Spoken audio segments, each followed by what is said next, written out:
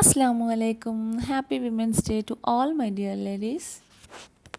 ప్రతి ఇంట్లో కూడా ఒక స్ట్రాంగ్ ఉమెన్ ఉంటారండి. అందరూ స్ట్రాంగే, ఉమెన్ అంటేనే స్ట్రాంగ్.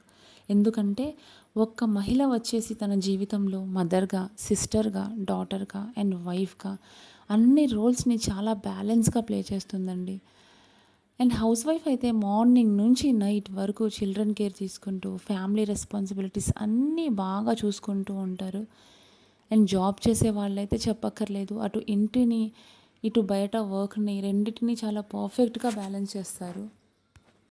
ఇప్పుడు నేనైతే చెప్పొచ్చేది ఒకటేనండి. ఈ 365 డేస్లో 1 డేనే మనం హ్యాపీ విమెన్స్ డే అని చెప్పేసి స్టేటస్ పెడితే సరిపోతుందా? సరిపోదు కదా. దానివల్ల మాకు యూజ్ కూడా ఏం లేదు. దానికంటే మాకు చిన్న చిన్న అప్రిసియేషన్ కావాలి అంటున్నాను అంతే. చిన్న చిన్న అప్రిసియేషన్స్ ఇవ్వండి చాలు.